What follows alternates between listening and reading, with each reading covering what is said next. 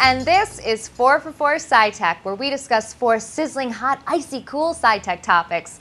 The hacking story that has everyone talking is Ashley Madison's site being compromised. But there's another hack that could happen to your car. Katie, what happened here, and should we all be concerned? So hackers were able to remote control a Jeep, and they even caused the car to go into a ditch. The driver was in on it. He was okay. But it just shows you that the more we move towards the Internet of Things and connected everything, the more susceptible we are to hacks. Yeah.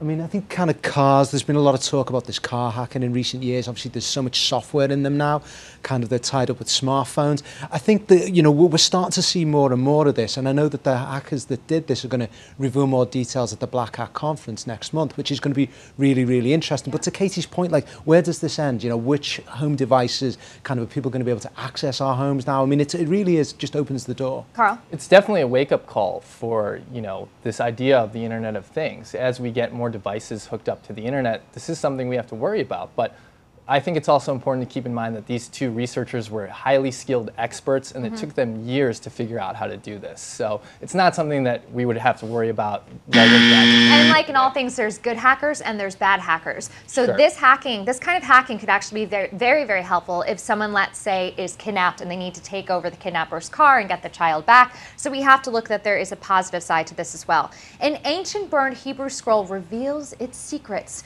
James, what are some of the juicy details that have been locked away for the last 1,500 years? So what we saw in this scroll was basically an incredible technology story, which was the scroll being burnt, as you say, many, many years ago, and was essentially lumps of charcoal, but with high-res 3D scanning and digital imaging.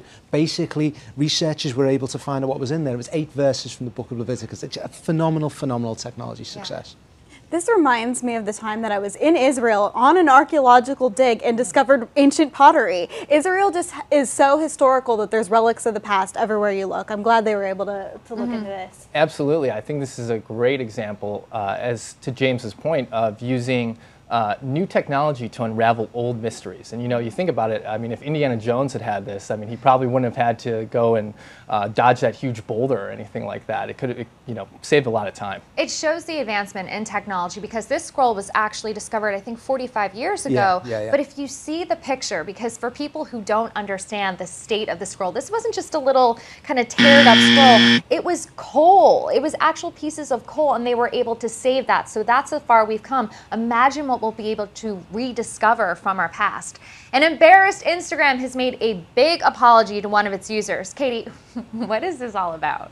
So there was an Instagram user who had the same name as a famous football player, and he got his account deleted, but that was probably because they thought he was an imposter. There's a lot of people who impersonate celebrities. Once they realized that he was just someone who had the same name, he was given his account back, as he should. I like that you use football player and not soccer player, but like this guy is just an ordinary Joe. This Andres Iniesta happens to have the same name as the very, very famous player. And, you know, Instagram should be ashamed of itself. It basically took his account away, gave it to Andres Iniesta, and then, you know, it took the guy going to his blog and then getting immediate interest before there was some response. So. Yeah. It is too bad, but it shows the tough balancing act that Instagram and Facebook and some of these other companies have to walk, because they do want to crack down on the imposter accounts on one hand, but also in this case they went overboard, and I'm glad to see they walked it back. It's so interesting though, because Instagram has been fighting off a lot of their censorship policies from Free the Nipple and beyond, and yet something like this, you would think that customer service would have been more proactive with this. So guys, let's focus on some of the more real issues. Russian tech billionaire Yuri Milner is funding a new $100 million initiative to scan the universe for alien life. This would be the biggest attempt yet to spot alien communications. Carl, is the truth really out there? That's the big question that this $100 million project is hoping to answer, you know, and they're taking 2 of the world's largest radio telescopes, and they're going to aim them towards the universe, stars and galaxies that are close to us, to try and pick up any radio signals that could be coming from another civilization. So it's really impressive stuff, and the guy behind it, Yuri Milner, is known for having really good foresight when it comes to tech investments. He's invested in Facebook, ZocDoc, Twitter. So he's got a great track record. Let's see. We'll find out.